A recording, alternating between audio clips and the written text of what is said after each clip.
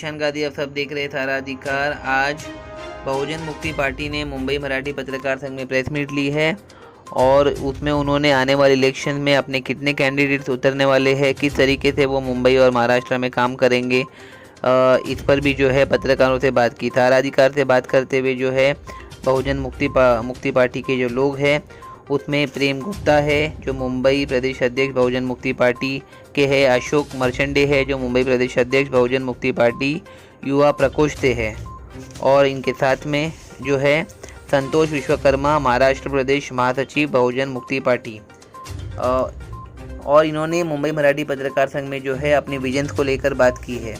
वामन मेश्राम ने 2014 में ही ईवीएम के खिलाफ जन आंदोलन शुरू कर दिया था। उन्होंने और उनके संगठन भारत मुक्ति मोर्चा ने मार्च 2017 से देश भर में 5 चरणों में विरोध अभियान चलाया और भारत में चुनावी प्रक्रिया में इलेक्ट्रॉनिक वोटिंग मशीन जिसे ईवीएम को बंद करने की मांग की। मार्च 2017 में एक प्रेस कॉन्फ्रेंस को संबोधित करते हुए वामन मेश्राम ने कहा, ईवीएम का इस्तेमाल दुनिया की चुनावी प्रक्रिया में सबसे खराब प्रथा है। हम ईवीएम के खिलाफ तब तक लड़ते रहेंगे जब तक इसका इस्तेमाल बंद नहीं हो जाता। मेश्राम ने कहा कि उन्होंने भारतीय चुनाव आयोग के खिलाफ एक याचिका दायर कर ईवीएम में voter verified paper audit trail VVAT लगाने की मांग की थी, लेकिन इसमें जानबूझकर देरी की जा रही है। इसमें देरी करने से केवल 2 संगठनों यानी राजनीतिक दलों को ही फायदा होगा। आने वाले दिनों में जो है बहुजन मुक्ति पार्टी का 4 अक्टूबर 2025 शनिवार शाम 3 बजे से लेकर रात 10 बजे तक जो है राष्ट्रीय अधिवेशन होगा, जो कि welcome hall Govandi police station road cement factory के आगे गौतम नगर गोवंडी में होगा। और इसमें इम्पोर्टेंट इश्यूज़ को जो है वो पुटअप किया जाएगा। देश और दुनिया की तमाम खबरों के लिए देखते रहिए सहारा अधिकार। हेलो फ्रेंड, मैं निशान गादी, आप सब देख रहे हैं सहारा अधिकार। बहुजन मुक्ति पार्टी का अभी मुंबई मराठी पत्रकार संघ में एक प्रेस कॉन्फ्रेंस हुआ है, इसमें आने वाली इलेक्शन की क्या क्या प्रिपरेशन है और कैंडिडेट जो है महाराष्ट्र के आने वाले मुंबई महानगर पालिका के इलेक्शन में उतरने वाले हैं, उसको लेकर जो है राष्ट्रीय अधिवेशन 4 अक्टूबर 2025 को Chembur welcome hall Govandi police station road cement factory Gautam Nagar Govandi जो है वामन मेश्राम जो है राष्ट्रीय अध्यक्ष है, भारत मुक्ति मोर्चा अध्यक्ष राष्ट्रीय संयोजक जो है, उनके लीडरशिप में जो है ये रैली जो है वो निकाली जाएगी। और बहुजन मुक्ति पार्टी ने ईवीएम पर और बैलेट पेपर पर ओबीसी और कास्ट रिजर्वेशन के ऊपर जो है कई सारे मुद्दों को जो है वो उन्होंने हाईलाइट किया है और कहा है कि अगर मुंबई और महाराष्ट्र की जनता उन्हें सर्व करने का मौका देती है तो इन मुद्दों पर वो जो है वो ज़रूर वर्क करेंगे। हमारे साथ जो है गेस्ट जुड़ चुके हैं जो बहुजन मुक्ति पार्टी के हैं, सर पदाधिकारी हैं। मुंबई महानगर पालिका और बीजेपी है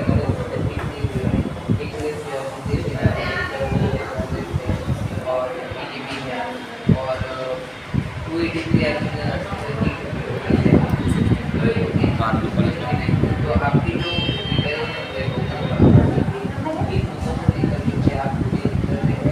और सबसे टॉप विचार अगर आपको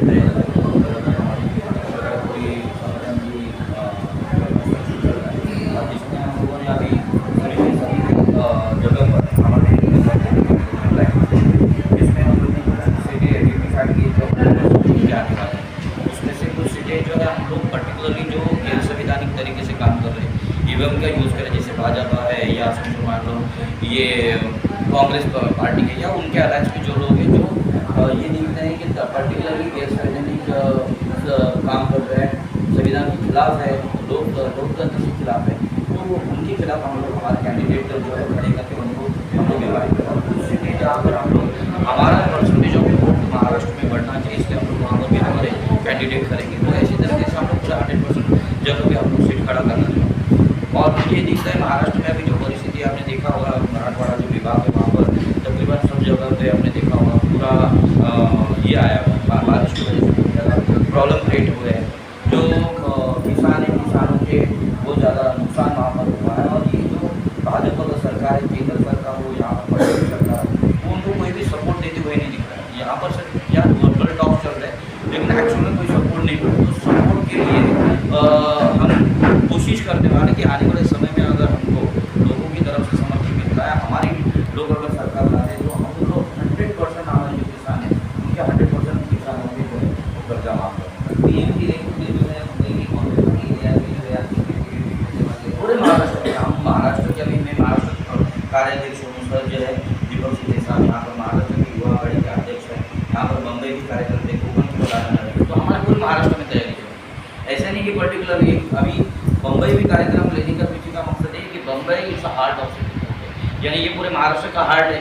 यहाँ पर अलग अलग प्रांत के, यहाँ के अलग अलग जो प्रदेश के लोग आते हैं, समुदाय के लोग हैं, अलग अलग समाज के लोग आते हैं। तो यहाँ अगर कार्यक्रम रहते तो निश्चित रूप से यहाँ पर हमको एक बहुत बड़ा जो है इन्फ्लुएंस क्रिएट करने के लिए हमको जन समर्थन मिलने वाला है, क्योंकि यहाँ से जो है कार्यक्रम की पूरा प्रचार पूरे देश भर में होता है। दूसरी बात ये है कि मुंबई में, कोकण में, यहाँ पर ठाणे में, नासिक में और ये सब जो आजू बाजू की जो भी कोकण विभाग के जो भी जिले हैं, तो ये सभी जिलों में हम लोग पर्टिकुलरली कोशिश करें कि यहाँ पर 100% नंबर चुन के रहें। और अगर आप देखेंगे तो हमने इस ये जो राष्ट्रीय अधिवेशन है, इस राष्ट्रीय अधिवेशन में भी देखा आपने कि विरोधी पार्टी है वो भी सिर्फ ये कर रहे हैं, खाली आरोप लगाने का काम कर रहे हैं, एक्चुअल सपोर्ट देने का काम नहीं हो रहा है। तो हम ये जो कार्यक्रम, इस कार्यक्रम के माध्यम से सभी जो पार्टियाँ हैं या पर्टिकुलरली आप जो सरकार है उनको हम लोग एक चैलेंज करना चाहते हैं, आह्वान करना चाहते हैं कि जो लोगों के जो मूलभूत जो मुद्दे हैं उनको लेकर आप काम करें। जैसे उनके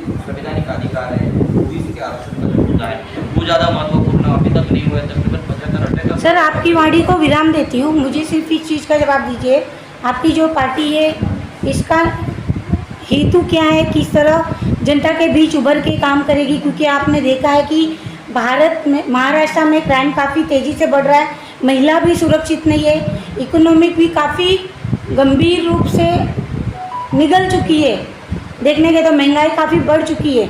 ये सारी चीज़ों को किस तरह की रोकथाम आपकी पार्टी लगाएगी, उसकी जानकारी दीजिए। मैं वही आपको बताना था, हमारा एजेंडा यही है कि भारत के जो मूल निवासी है, बहुजन समाज के SC ST OBC MT और धर्मोपरोधी मुस्लिम हो, क्रिश्चियन हो, बुद्धिस्ट हो, लिंगायत हो, सिख हो, सभी के लिए हम लोग काम करें। उनकी जो मूलभूत समस्या जैसे रोटी, कपड़ा, मकान, रोजगार है, उनके आरोग्य का प्रश्न है, तो इन सभी समस्या का हम लोग जो है ध्यान देने वाले हैं।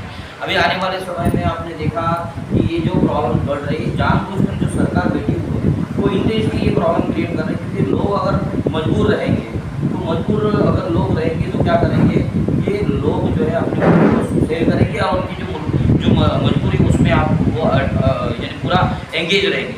अगर हम चाहते हैं कि आने वाले समय में ये सब समस्या का समाधान हो, तो लोगों ने सोचना चाहिए कि जो उनके संवैधानिक अधिकार को लेकर लड़ रहा है उनको समर्थन देना चाहिए। और बहुजन पार्टी मात्र ऐसी पार्टी जो राष्ट्रीय स्तर पर हम लोग काम कर रहे हैं और सभी जो स्थानीय पार्टी उनके साथ भी देकर हम लोग काम करने का सर नमस्कार, आपका शुभ नाम बोलिए। मैं संतोष विश्वकर्मा, बहुजन मुक्ति पार्टी महाराष्ट्र। सर, महाराष्ट्र में आप देख रहे हो किस तरह की लापरवाही चल रही सरकार द्वारा, बहुत से युवा जो है बेरोजगार हो चुके हैं, छात्रों को लाठियों से पीटा जाता है, बहुत सारी चीज़ें ऐसी है जो चीज़ गंभीर रूप से करनी चाहिए, सरकार उस चीज़ों पर ध्यान नहीं दे रही, उसके बारे में क्या कहना चाहूँगी?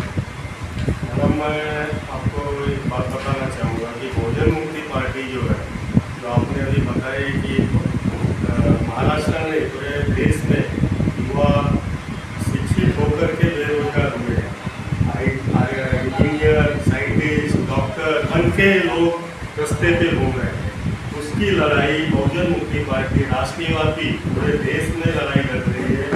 और एक बात और बताना चाहूँगा आपके चैनल के माध्यम से कि आज देश में भले ही कांग्रेस बीजेपी की सरकार हो, महाराष्ट्र में बीजेपी की सरकार हो, लेकिन विपक्ष में देखने के लिए खाली कांग्रेस की पार्टी है, लेकिन रास्ते में विपक्ष का काम जो कोई कर रहा है तो सिर्फ और सिर्फ बहुजन मुक्ति पार्टी ही कर रही है। ये आपके जो इलेक्ट्रॉनिक मीडिया है वो मीडिया कभी नहीं दिखा रही है कि रास्ते की लड़ाई जो देश में सभी के हक और अधिकार की लड़ाई जो लड़ी जा रही है वो कौन लड़ रहा है, ये इलेक्ट्रॉनिक मीडिया अपनी नहीं दिखा रही है। हमारे जो सोशल मीडिया है वो मीडिया के माध्यम से जो जागरूकता हो रहा है, जो घर घर जाकर में जो पार्टी का नाम जा रहा है हमारे बहुजन मुक्ति पार्टी का, वो सिर्फ सोशल मीडिया के माध्यम से ही है। ये इलेक्ट्रॉनिक मीडिया जो बैठी है, जो जिसे देश का चौथा स्तंभ कहा जाता है, आज ये एक गंदे शब्द में आ रहा है शब्द में, लेकिन बोलना नहीं चाहूँगा, समझदारों को इशारा काफ़ी है कि देश के साथ वो गद्दारी कर रहे हैं। जो मीडिया जो चौथा स्तंभ देश का है, जो हमारी बहुजन मुक्ति पार्टी का जो राष्ट्रव्यापी जो विपक्ष का काम हम रास्ते पे कर रहे हैं, जो बेरोजगार हो रहे हमारे विद्यार्थी, उनकी हक और अधिकार, हमारे मूल निवासी बहुजनों का हक और अधिकार छीना जा रहा है।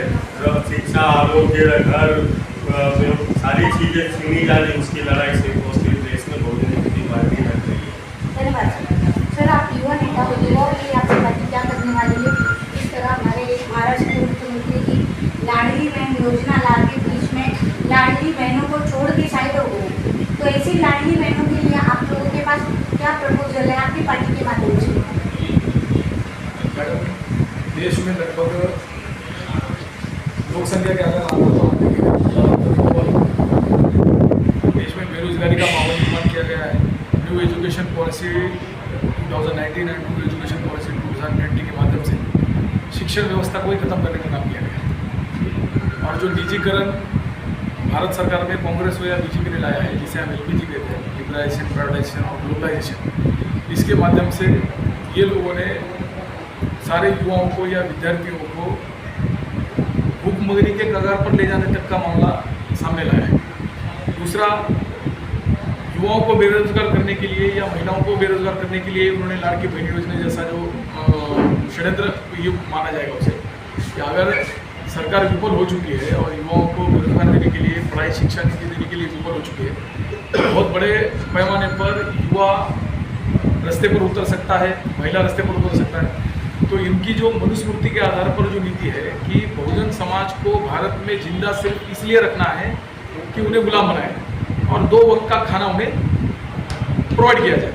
इसी के माध्यम से उन्हें 2 वक्त का राशन के माध्यम से वो खाना दिया जाता है। और अभी हमारे बहनों के अकाउंट में वो 1,500 रुपया डालकर वो लाड़की बहन योजना का उन्होंने वो जो षड्यंत्र किया, उस माध्यम से उन्होंने एक तरीके का युवाओं के और महिलाओं का अपमान करने का काम महाराष्ट्र सरकार ने किया है, ऐसा मैं यहाँ पर मानता हूँ। और इन्हीं युवाओं को हम राजनीति में सक्रिय करने के लिए ही बहुजन मुक्ति पार्टी ने राष्ट्रीय स्तर पर युवा प्रकोष्ठ का निर्माण किया है, छात्र प्रकोष्ठ का निर्माण किया है, महाराष्ट्र में भी युवा प्रकोष्ठ का निर्माण किया है। और जो बेरोजगार जो युवा आज पीड़ित किए गए हैं शासक वर्ग के माध्यम से, भ्रमों के माध्यम से, RSS, BJP, कांग्रेस के माध्यम से, सरकार के माध्यम से, महाराष्ट्र में देवेंद्र फडणवीस सरकार के माध्यम से, उन सभी युवाओं से, महिलाओं से, हमारी बहनों से, भाइयों से हम दरख्वास्त करते हैं, निवेदन करते हैं कि अब आप राजनीति में सक्रिय हो जाइए। अभी आप रास्ते की लड़ाई जो भारत मुक्ति मोर्चा लड़ रहा है, जो जन आंदोलन कर रहा है, उसमें आप सक्रिय हो जाइए। ऐसे भी जिंदगी खत्म हो चुकी है, यानी कि फंडामेंटल राइट्स खत्म हो चुके हैं, वोट फॉर वैल्यू खत्म हो चुका है, प्रतिनिधित्व खत्म हो चुका है, एजुकेशन खत्म हो चुका है, बेरोजगारी आ चुकी है, तो जीवन में जीने जैसा कुछ बचा है नहीं। सर, मेरा तो आपसे सवाल है, निवेदन करते हैं कि राजनीति में सफल मुंगेरी लाल के हसीन सपने दिखाए गए विकास के नाम पे, तो आपकी पार्टी किस तरह का विकास करेगी या किस तरह लोगों के बीच जाके अपनी पार्टी का प्रचार करेगी? वैसे भी आपकी पार्टी काफ़ी चर्चा में है, क्योंकि आपके जो कार्यकर्ता है घर घर जाके लोगों की काफ़ी सेवा करते हैं। तो आपकी पार्टी के माध्यम से और हमारे व्यूवर्स को आप क्या संदेश देना चाहोगे? मैडम, बहुजन मुक्ति पार्टी के माध्यम से ये जो राष्ट्रीय अधिवेशन रखा गया है, राष्ट्रीय अधिवेशन का जो मुख्य 2 विषय रखे गए हैं, जिसमें हमने OBC की जाति न्याय जनगणना और EVM का मुद्दा रखा है। जब देश भर में OBC की जाति न्याय जनगणना हो जाएगी या SC, ST, OBC माइनॉरिटी की जाति न्याय जनगणना हो जाएगी, तो सभी 6,247 जातियों के लोगों की लोक संख्या सामने आ जाएगी। और जब लोक संख्या सामने आ जाएगी तो भारत सरकार का जो 42 लाख करोड़ का जो बजट है, जिसके ऊपर नरेंद्र मोदी जी और उनका सरकार कुंडली मार के बैठा है, वो उसे प्रोवाइड नहीं कर रहा है। तो उस 42 लाख करोड़ का जो 1 साल का बजट है, उसे हम इन 6,247 जातियों के लोगों में लोक संख्या के आधार पर वो हम देने में सफल हो जाएंगे। फिर वो नौकरियों के माध्यम से हो, पढ़ाई के माध्यम से हो, शिक्षा के माध्यम से हो, आरोग्य के माध्यम से हो, इसी माध्यम से सारे भारतीयों का जीवन स्तर ऊंचा हो जाएगा। दूसरा, अगर EVM मशीन बंद होती है तो बैलेट पेपर आ जाएगा, बैलेट पेपर के ऊपर उनका जो सबसे मौलिक अधिकार है, जो वोट का अधिकार है, वो बच जाएगा। और इसी 2 चीज़ों को बचाने में अगर हम सफल हो गए या फिर इसे हम लागू करने में सफल हो गए तो सारे देश भर में सारी समस्याओं का जड़ ही खत्म हो जाएगा और सारे देश भर के SC ST OBC माइनॉरिटी लोगों की उन्नति वहाँ से शुरू हो जाएगी। धन्यवाद। ये थे हमारे साथ बहुजन सर छोटा सा मुंबई प्रदेश। सर जी नमस्कार, क्या कहना चाहोगे आपकी पार्टी को लेके? काफ़ी चर्चे में रह रही है आपकी पार्टी, लोगों के बीच जा जाके मुलाकात भी हो रही है। मुंबई से कितने कैंडिडेट खड़े होने वाले हैं आप लोग के इलेक्शन में? धन्यवाद मैडम, आपके न्यूज की तरफ से ये सवाल पूछा गया तो मैं आपको धन्यवाद कहता हूँ। बहुजन मुक्ति पार्टी के जो मुंबई है, मुंबई में 227 वार्ड है और 227 वार्ड में बहुजन मुक्ति पार्टी अपने कैंडिडेट खड़े करेगी। अगर राष्ट्रीय परिवर्तन मोर्चा के द्वारा अगर हमारा गठबंधन हुआ और पार्टियों के साथ में, तो वो बंटवारे के हिसाब से वो हम जहाँ पर गठबंधन में जिस तरह से सीटों का बंटवारा किया जाएगा उस आधार पर हम अपनी सीट आगे चलकर निर्णय लेंगे। लेकिन आज वर्तमान में मुंबई की समस्या अगर देखा जाए तो आज यहाँ पर जो मुंबई में जो झोपड़ी धारक है वो झोपड़ी धारकों का विस्थापन करने का काम ये कांग्रेस और बीजेपी सरकार म्यूचुअल अंडरस्टैंडिंग बनाकर ये काम कर रही है। जो SC ST OBC और मुस्लिम, सिख, ईसाई, लिंगायत, जैन, बुद्धिस्ट अधिक पैमाने पर जो झोपड़पट्टियों में वास करते हैं, रहते हैं, उसको विस्थापन करने का काम ये SRA के माध्यम से, सरकार के माध्यम से किया जाए। तो सबसे पहले हम बहुजन मुक्ति पार्टी के द्वारा जो भी झोपड़पट्टी धारक है उन झोपड़पट्टी धारकों का अपात्र का मुद्दा हटाकर सारे लोगों को 2024 तक पात्र करके उनको कर दिया जाए। बहुजन मुक्ति पार्टी जोरों शोरों में लोगों के बीच जाके अपने प्रस्ताव को रख रही है। जो मुंबई में आज तक नहीं हुआ कुछ चीज़ों को भी आगे लाने की कोशिश कर रही है। हमारे चैनल से यूँ बने रहे, हम फिर मिलेंगे आपके साथ। नमस्कार सर। सर नमस्कार, क्या कहना चाहोगे आज जो कॉन्फ्रेंस हुई है उसको लेके? आपके सहारा अधिकार को मैं पहले तो धन्यवाद ज्ञापन करता हूँ। मेरा नाम किरण सावंत है, मैं राष्ट्रीय अत्याचार निवारण शक्ति मुंबई प्रदेश अध्यक्ष और बहुजन मुक्ति पार्टी का उत्तर मुंबई लोकसभा का प्रभारी हूँ। आज जो प्रेस कॉन्फ्रेंस हमारे बहुजन मुक्ति पार्टी के द्वारा हुई उसके अंदर जो भी मुद्दे हमारे जो महाराष्ट्र के अध्यक्ष दीपक भैया शिंदे उन्होंने बताए और जो एजेंडे पर ये जो हमारा तीसरा राष्ट्रीय अधिवेशन बहुजन मुक्ति पार्टी का गोवंडी के इस इलाके में हो रहा है उसके संदर्भ में जानकारी और उस बहुजन मुक्ति पार्टी के अध्यक्षता करने वाले अधिवेशन की अध्यक्षता मान्यवर वामन मेश्राम साहब जो कि राष्ट्रीय अध्यक्ष भारत मुक्ति मोर्चा एवं राष्ट्रीय परिवर्तन मोर्चा राष्ट्रीय संयोजक नई दिल्ली ये करने जा रहे हैं। तो इसके लिए सारी जानकारी आपको ऑलरेडी हमारे महाराष्ट्र अध्यक्ष ने ऑलरेडी दे चुके हैं, तो बार बार मैं इस बात को रिपीट नहीं करना चाहता। सवाल मुंबई प्रदेश महासचिव हूँ। बोलिए। जो इनिशिएटिव आपकी पार्टी ले रही है गरीबों के लिए? जी, गरीबों के लिए बहुजन मुक्ति पार्टी ही है और तो अभी तक जितनी भी पार्टियां कोई गरीबों के लिए नहीं। सर सूत्रों के अनुसार पता चला है धारावी का काफ़ी मुद्दा है, उसको लेके आप काफ़ी इच्छुक हो, हमारी जनता को बताइए क्या मुद्दा है? हाँ, तो धारावी का हमारा मेन मुद्दा है पात्र और अपात्र का। जो उन्होंने GR निकाला हुआ है SRA का है, SRA के उसमें उन्होंने GR जो बताया हुआ है कि सन 2000 तक का जिसके पेपर पात्र है उसी को पात्रता मिलेगी, अन्यथा उसके बाद जो 2012 तक के हैं उनको रेंटल पे दिया जाएगा। तो हमारा कहना ये है सरकार से और SRA के जो GR निकाले गए हैं, तो GRA के SR में मैं ये कहना चाहूँगा जिनके वोटिंग 2024 तक दिए गए हैं और लिए हैं और उनसे जो जीत के आई है सरकार, वो क्या अपात्र है?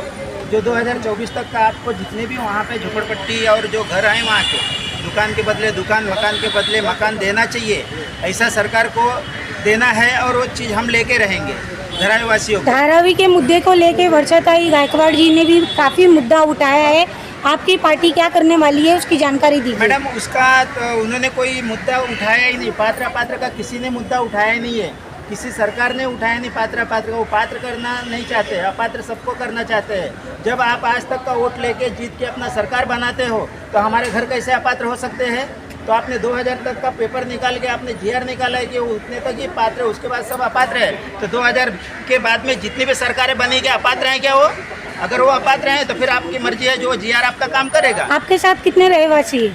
वहाँ पे 10 लाख हैं मध्यम कम से कम। ये धारावाहिक के हमारे कार्यकर्ता हैं, हमारे डॉक्टर साहब है, ये लड़ाई लड़ रहे हैं, इसके लिए हम लोग वहाँ पे डॉक्टर साहब क्या कहना चाहोगे धारावाहिक के मुद्दे को लेके? आपकी पार्टी किस तरह का काम करेगी जनता के हित में? वहाँ पर हम लोग ज़मीनी स्तर पे पिछले 2 सालों से लड़ रहे हैं। जिस तरह से आप जानते हैं कि केंद्र की सरकार अडानी के ऊपर काफ़ी मेहरबान है, तो उन्होंने जो है उस मेहरबानी के चक्कर में पूरी धारावी के लोगों की किस्मत को जो है अडानी के हवाले कर दिया। अब आप सोच लीजिए, जो कट ऑफ डेट सन 2000 की रखी गई है, इसके पहले जो परियोजना थी, जब पिछले मकान बना करते थे तो 95 के सिर्फ 7 इयर्स का कट ऑफ डेट थी। आज जो है 25 इयर्स की कट ऑफ डेट है, और इंसान की ज़िंदगी कितनी होती है, तो 25 इयर्स और प्लस 20 इयर्स अगर जोड़ा जाए तो 45 इयर्स से जो कम के लोग हैं वो सब अपात्र होने वाले हैं।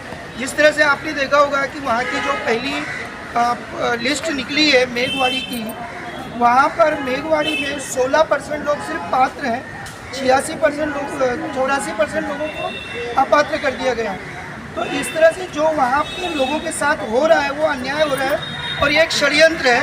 इस षड्यंत्र के ज़रिए जो गरीब लोग हैं, जो है बहुजन समाज के लोग हैं, जाहिर सी बात है वो गरीब लोग जो झोपड़पट्टी में रहते हैं, उनको इन षड्यंत्र के ज़रिए मुंबई की वो कीमती ज़मीन लेकर उनको बेघर करने का कार्यक्रम चालू है, और उसकी लड़ाई जो है हम ज़मीनी स्तर पर लड़ रहे हैं। और जो बाकी पार्टियों की बात है, उनको तो अभी तक उन्होंने जीआर भी नहीं पढ़ा होगा कि मतलब क्या जीआर है, सिर्फ ऊपर की लड़ाई लड़ रहे हैं, और वो ज़मीनी स्तर पर वहाँ पर कोई नज़र नहीं आ रहा है। बहुजन मुक्ति पार्टी धारावी के लोगों को किस तरह का न्याय दिलाएगी, उसकी जानकारी दीजिए। वहाँ पर हम लोग घर घर पर जाकर लोगों को जागरूक कर रहे हैं, और हम लोगों को ये सलाह दे रहे हैं कि जो सरकार ने ये जो जीआर जो निकाला है, वो जीआर जो है वो हमारे हक में नहीं है। उसमें जो है 3 तरह के लोगों की बात की गई है। पहले वो जो आपका शुभ नाम? हरविंदर सिंह खालसा।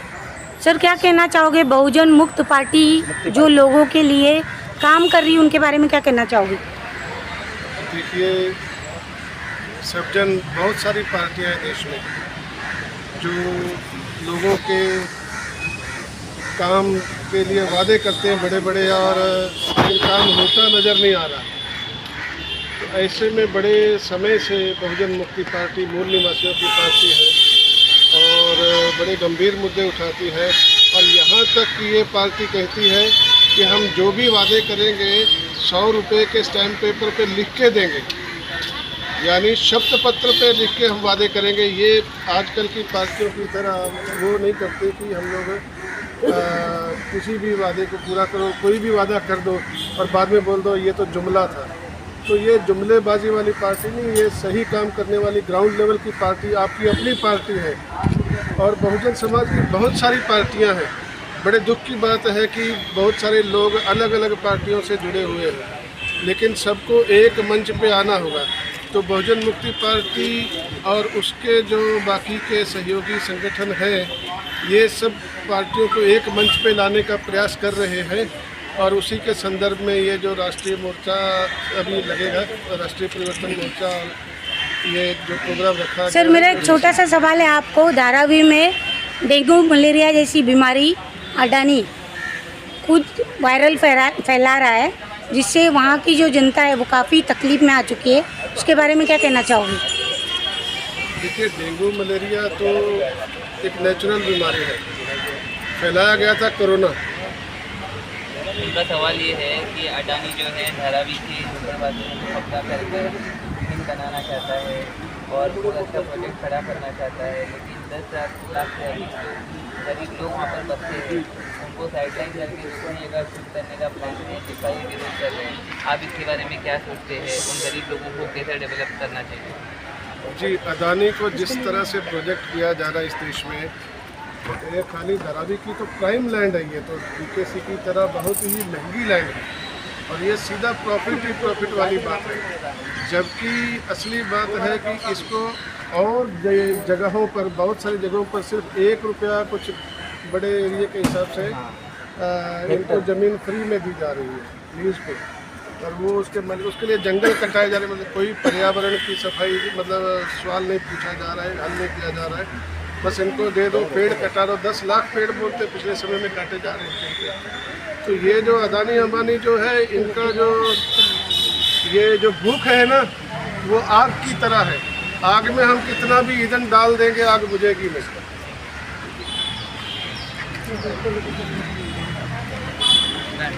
धन्यवाद।